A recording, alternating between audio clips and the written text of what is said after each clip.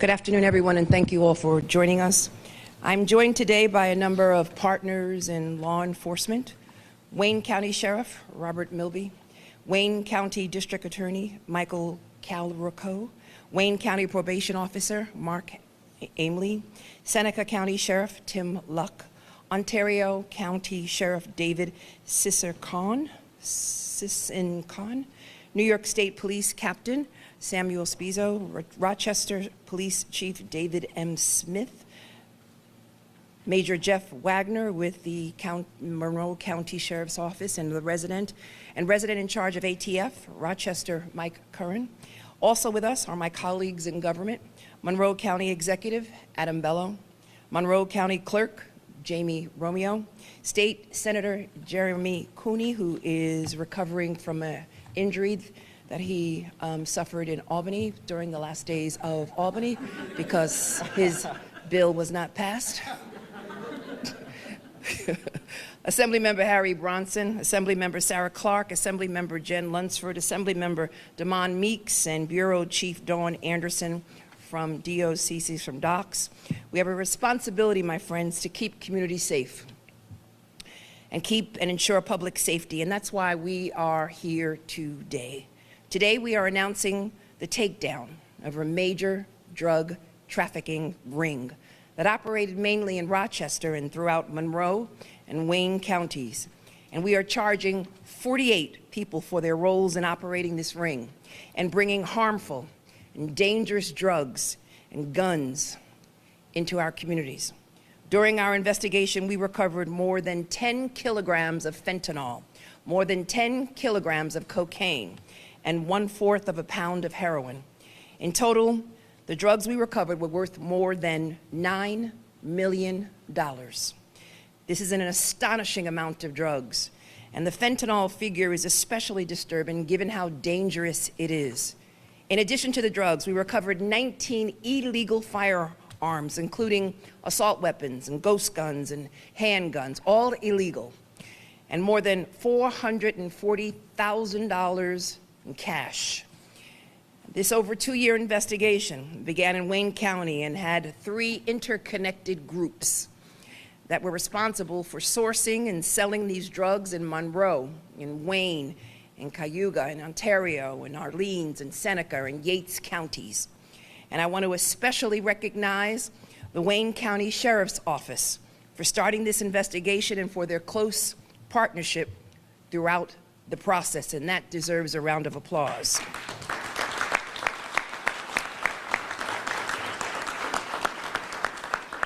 The first operation involving this interconnected investigation was based in Wayne County and was centered around Michael Danzy and his brother, Terrence Rags. These 2 brothers were the primary source of cocaine for this operation. And during this investigation, we also determined that Danzy attempted to murder an individual that Danzy believed had stolen from him. And in the aftermath of the shooting, him being such a coward, he asked his brother, Rags, to conceal evidence from law enforcement. In addition to charges related to drug trafficking, Danzy is also being charged with attempted murder, and Rags is being charged with hindering prosecution. As the investigation developed, it was further revealed that Aaron Sweeney and Ryan Finnell were also central figures in this interconnected network. And they sold cocaine and oxycodone in Wayne, Ontario, and Monroe counties. That led us to the second operation within this drug peddling web, which included resellers who lived within a few blocks of each other on the notorious Avenue D in Rochester. Sweeney brought drugs from Raquel Torres, and Jonquin Edwards, and Alexis Broda, and Jasmine Afre, and Raymond Vega. They all lived within a few yards of each other, making Avenue D a major drug hub. Buyers would be directed to different colored houses to pick up their drugs, as you can see from the poster here. The sellers on Avenue D sourced most of their drugs from Luis Rivera, who was the center of the third operation within this interconnected network. Together with his 3 sons, Manny, Nate, and Jacob, Luis Rivera was operating a multi-kilogram level fentanyl and cocaine distribution network based in Rochester. Yes, it was all in the family. The Riveras sold heroin in pill form, claiming that it was oxycodone, and that deception put their buyers in even greater risks for death and for overdose. The Riveras sourced narcotics from California and had them shipped to Rochester. They then sold those drugs to resellers in the area, including the Avenue D hub. During the course of the investigation, we intercepted several of these packages. The Riveras managed their operation out of a residential building in Rochester where Luis was the superintendent and where his son, Manny, lived. He was a great super. But Luis primarily oversaw the operation with his son, Jacob. And believe it or not, Jacob was in federal prison in Louisiana at this time and is currently housed in a different federal facility in Virginia. What is Jacob in jail for? That's right, you guessed it, selling drugs. Using smuggled contraband cell phones, Jacob Rivera was arranging these drug shipments from California to Rochester, all from prison. We also found that Luis and his son set up LLCs, limited liability corporations, to conceal the origins of the money from this operation and use those accounts to launder nearly $100,000. Today, we are holding each and every one of these individuals accountable for flooding the Rochester and the surrounding neighborhoods with dangerous drugs. 48 individuals will be charged with various counts of criminal sale, criminal possession of a controlled substance, and conspiracy to commit these crimes. Additionally, Luis Rivera and his son, Jacob Rivera, will receive the highest possible charges of operating as major traffickers, which carries a maximum sentence of 25 years to life. Luis Rivera and his son, Manny Rivera, and Jacob Rivera will also be charged with money laundering in the second degree. Additionally, as I noted earlier, Michael Danzy is also being charged with attempted murder, and Terrence Raggs is being charged with hindering prosecution. This takedown was the result of incredible investigative work and close coordination between many law enforcement agencies who are all here today, and I thank them on behalf of all of the individuals, all of the residents of the great state of New York that want to rid New York State of illegal drugs, drug trafficking, and illegal guns. I pray one day that mothers and grandmothers and children can walk the streets of New York without fear of drugs and without fear of gun violence. This was a major operation into a very detailed and an interconnected web of drug peddling. And I truly want to thank all of our partners in this effort for their commitment to keeping New York safe. Throughout the state and across this country, opioid use disorder and overdoses continue to be persistent problems hurting our communities and claiming lives. And as the Attorney General, I made a commitment to mothers and fathers crying over open caskets of their children who died from opioid overdose, that I would do all that I could in my capacity as the Attorney General to hold these individuals accountable, both in a criminally as well as civilly. Here in Monroe County, there has been 1,300 overdoses and more than 100 fatalities this year alone. Individuals who will no longer celebrate holidays and dinners with their families. And my office is continuing to use every tool at our disposal to put an end to this public health crisis and help communities heal from the pains of drug abuse.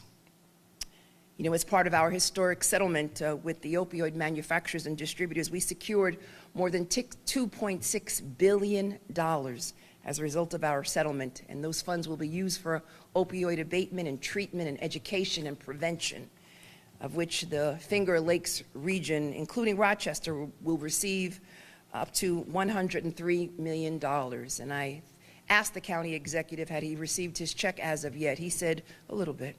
So we're working on the rest. And since 2017, my office's suburban and upstate response to the growing epidemic initiative known as SURGE has removed 879 alleged drug traffickers off the streets.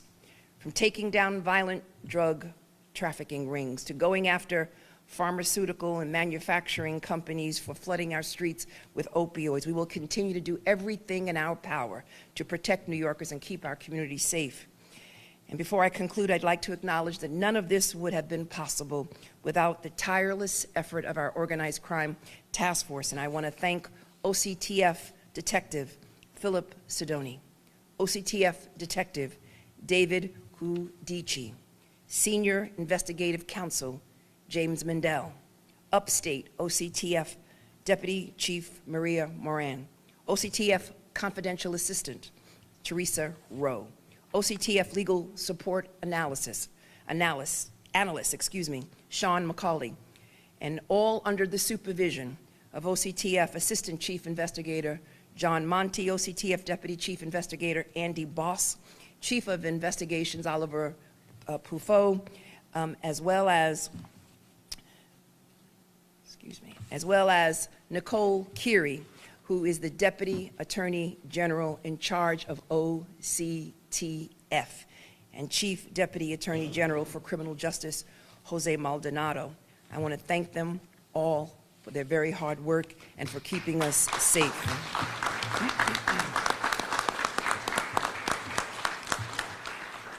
As I noted earlier, the Wayne County Sheriff's Office started this investigation, and then they brought the Office of the Attorney General in. They have been instrumental to this investigation and takedown, and I thank them for their hard work in keeping New Yorkers safe every day. I pray for law enforcement each and every day, particularly in the morning when they put on their shield and hoping that they can come home at night to take off their shield and be with their loved ones. Ladies and gentlemen, I'd like to introduce Wayne County Sheriff Robert Milby.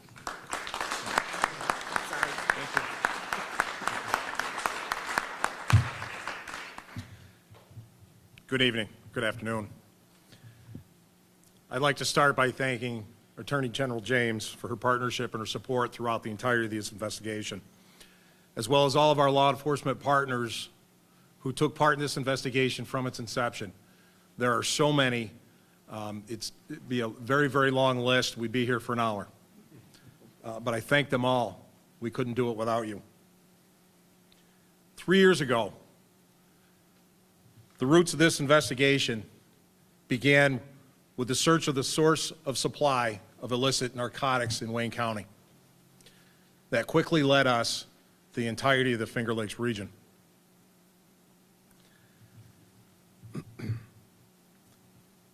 As a result of this collective work, we're going to be able to prevent the overdose deaths, so many of what you hear now in the news. And we're also going to be able to bring those to justice that have been on our radar for quite some time now, who think it's okay to harm our communities in the distribution of these harmful drugs. In addition to the arrests and the seizures that you see here on the table, the narcotics proceeds, the illegal weapons, the narcotics themselves, I would venture to say, I'd be so bold as to say that the quality of life in Western New York just improved tremendously. And again, I'd like to reiterate, we couldn't do this without all of our law enforcement partners. Everybody was in from the start, and all we had to do was ask the Attorney General's office, and they were right there with us 100% all the way through this investigation. So I'd also like to give kudos to the OCTF for their hard work and their dedication to eradicating Western New York, all of New York, of these harmful drugs. Thank you.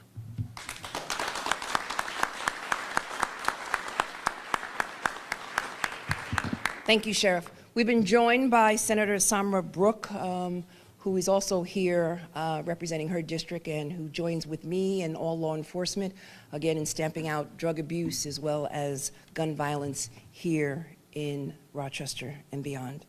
Now, I'd like to bring up to the podium the Monroe County Executive, Adam Bello. County Executive Bello has been a leader in the fight against opioid use disorder, and I thank him for joining us today to make this important announcement. County Executive.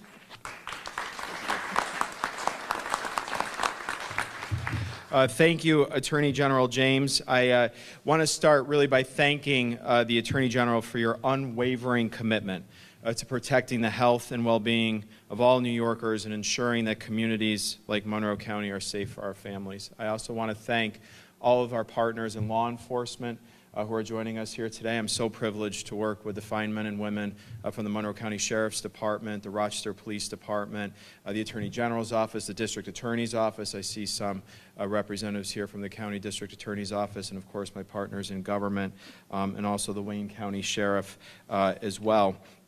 A couple things come to my mind while the Attorney General was speaking. First is that when the Attorney General references our families who are living here, I've walked on Avenue D. I've walked up North Clinton Avenue. I've walked in some of the hardest hit areas of this community, knocking on doors, talking to families who live in areas where these guns and these drugs have made their way into these neighborhoods. And I've met some of the greatest and finest people who call Monroe County home. I've met moms who are afraid to send their kids outside to play. Imagine being trapped in a neighborhood where you send your child out to get on the school bus and you watch them get on the school bus, they go to school, they get home, they get right off the bus and come inside and they can't go out in the front yard and play. And they can't go out in the front yard and play because of these people who are creating this problem in their neighborhood, who are bringing drugs, they're bringing guns, they're bringing crime into this neighborhood. And the problem doesn't have a geographic barrier. And that's what's so remarkable about the men and women standing behind me today, is that these drugs don't just come from Avenue D. These guns don't just come from Avenue D. They don't just come from North Clinton Avenue. They're coming from the surrounding towns. They're coming from surrounding counties. They're coming from New York City. They're coming from other states.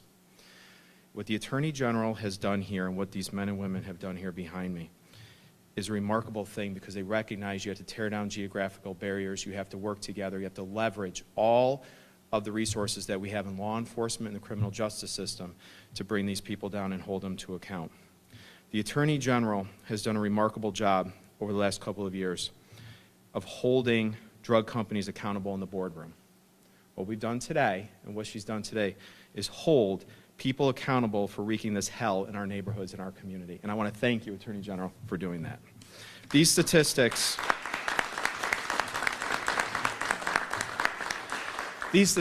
when we talk about overdoses, the county's used those. I'm going to tell you a little bit. The county has been able to invest those dollars the Attorney General has invested here, has gotten from those drug companies. We've been able to invest those dollars in real innovative programs to try to reach people who are struggling from addiction and try to meet people where they are. One of the ways we use those dollars was to try to get a better handle on how many people are actually experiencing overdoses in our community and how many people are dying every day in our community. What we have found, over 1,000, as the Attorney General said, people so far this year have overdosed. Over 100 people, we believe, have lost their lives due to overdose. And we need to hold those people who are accountable, for peddling this poison in our neighborhood. So I want to thank the men and women of law enforcement and the criminal justice system who are standing here today, and I want to thank the Attorney General for being here and saving lives in our community today. So thank you.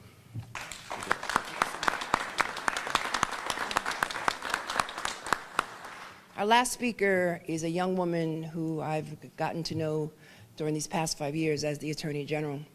And normally one would think we would talk about OCTF and staffing and issues like that. Whenever I speak to Nicole Keary, she and I, we talk about how many guns we can find, drugs. That's all that we talk about. What we can do to improve the lives of New Yorkers. How can we rid the streets of New York State of illegal guns and drugs? That is invariably the topic of our conversations, and it's my honor and my privilege to introduce to you now the Deputy Attorney General in charge of the Organized Crime Task Force in my office. This team works day and night to keep New Yorkers safe, and I thank them for all that they do under the leadership of this great woman. Thank you. Nicole.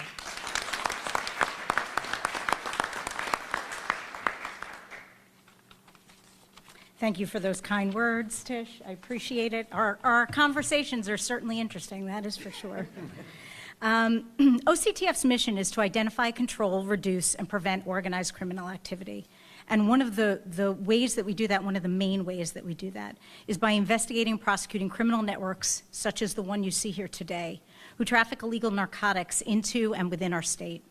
Today's indictment is another example of our continuing dedication to that mission and to Attorney General James's unwavering support of OCTF. I cannot thank her enough.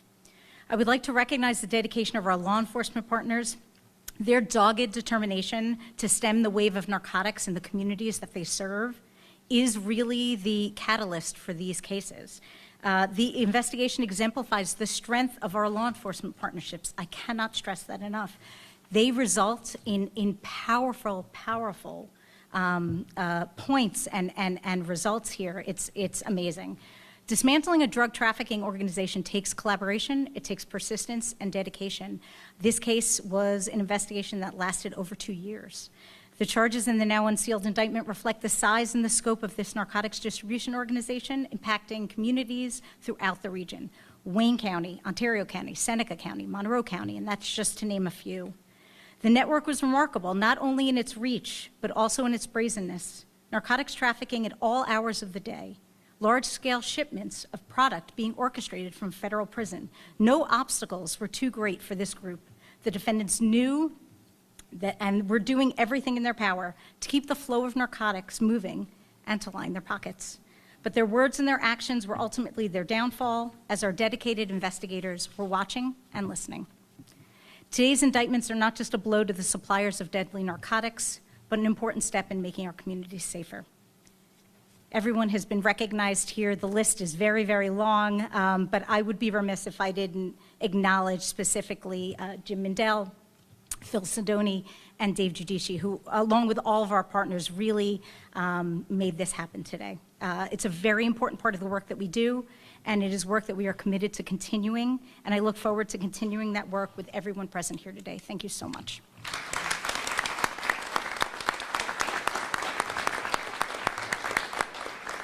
Before we open it up to online questions, let me just give you some statistics. As I mentioned earlier, Monroe County, 1,297 overdoses, 114 fatalities. Wayne County, in 2021, 40 overdose deaths. Cayuga County, 66 overdoses and 3 deaths.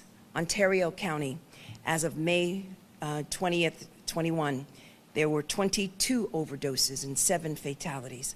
For Orleans, the rate of overdoses jumped to 27.1% per 100,000 residents in 2021, which was up from 16.5 the year before. In Seneca County, there were 43 overdoses per 100,000 residents. In Yates County, there were 12 overdose deaths per 100,000 residents. And now, as I speak to law enforcement, we've got a new drug on the streets, xylazine. It's an animal tranquilizer. Individuals, unfortunately, are lacing their drugs with fentanyl and xylazine. We need to get the word out about how dangerous xylazine is, an animal tranquilizer. Please spread the word. Please let individuals know. Please reach out to the Office of the Attorney General if you have any information. Questions?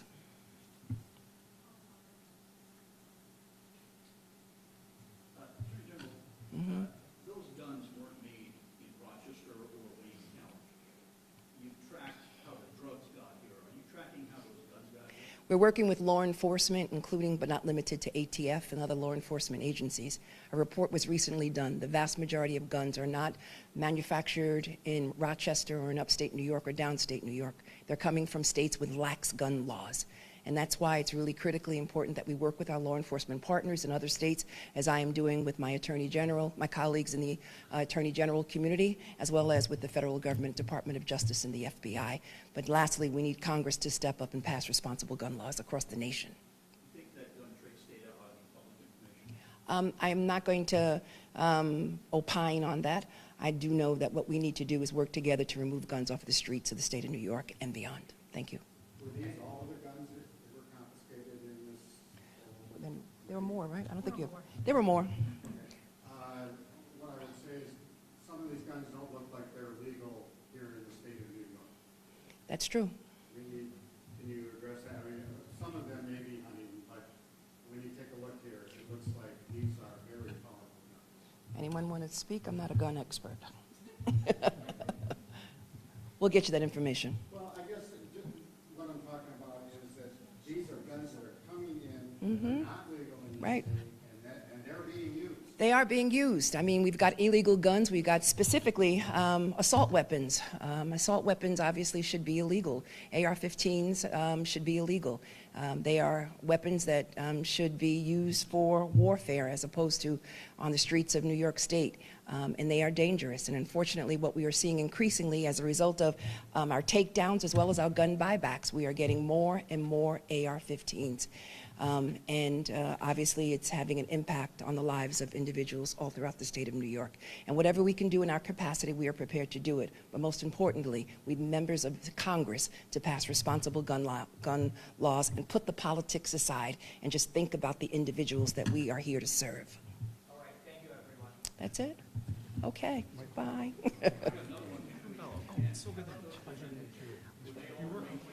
38 were arrested of the 48, and I'm confident by the end of the day we'll get the other 10.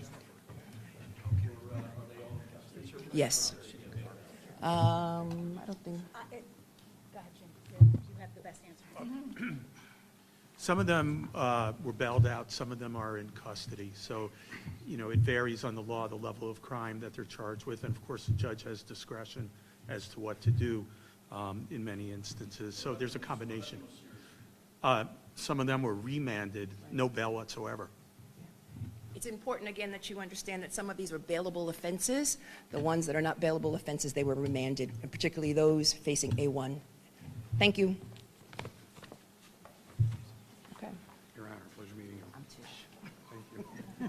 I appreciate you. Jim, my pleasure. Look forward.